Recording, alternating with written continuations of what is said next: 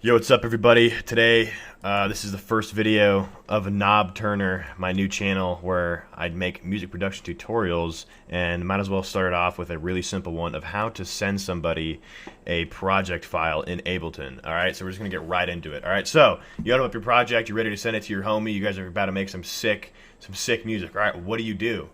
Okay, so first thing you're going to do is remember which version of Ableton you have. So right now they just released Ableton Live 11, and if your friend that you're collabing with is on Ableton Live 10, then you can't, like, if he has Ableton 10 and you have Ableton 11 and you made the track you're about to send him in 11, he will not be able to open the project file unless he upgrades to Ableton Live 11.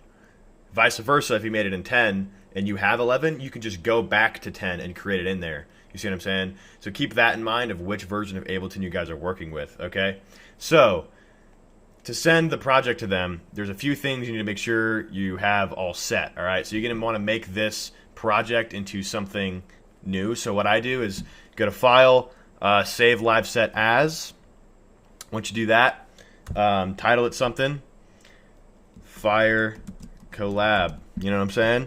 Then I just drop that in my desktop. Just keep it in your desktop for now because it just makes things way easier, right? So now that this project is in my desktop in its own folder. So after it's in my desktop in its own folder, File again, and then you're going to click Collect All and Save.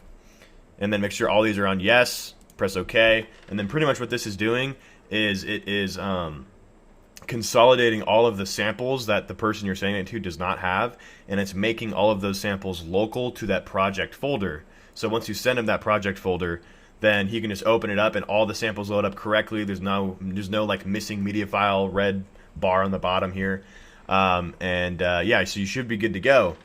So another thing that would really help out is with Ableton, chances are when you send your project to somebody, he or she is not gonna have the same plugins that you have. So say like I got some stuff here, you know, like he doesn't have Valhalla Room, right? So if he or she doesn't have Valhalla Room, then the project will load up, but the effects, you know, if there's group processing or any effects in the chain, then those effects won't be heard. Or like if it like, say that I'm using Serum here, you know, if I'm using Serum and that person doesn't have Serum as a synth, then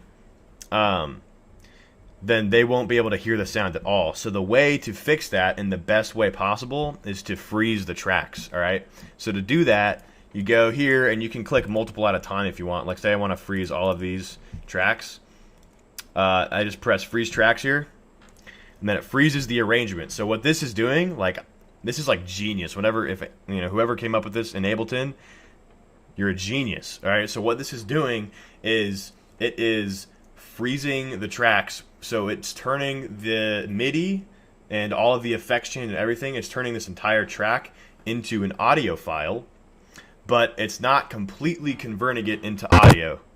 That was ear rape. Sorry, it does that sometimes. So now I have my main bass. You know, I got my bass here.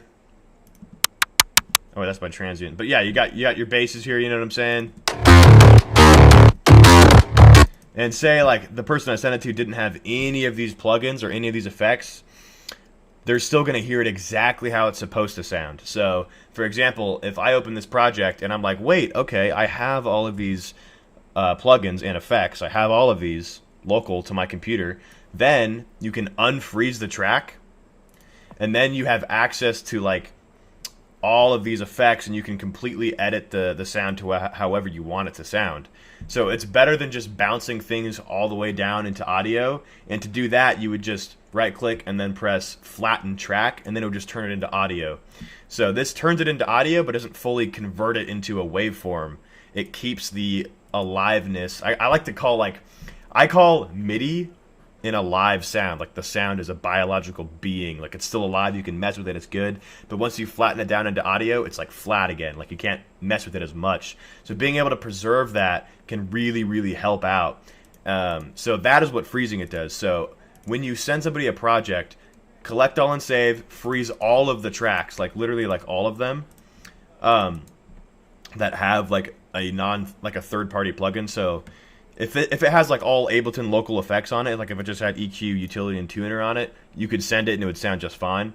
But like this Soothe and Valhalla Room, he might not have, so I'm going to freeze it. I'm going to go through here and look, okay, I'm going to freeze that one because I got Soothe on here again. I don't know if he has it. And then you freeze all the ones like that. And then once you do that, you should be good to go.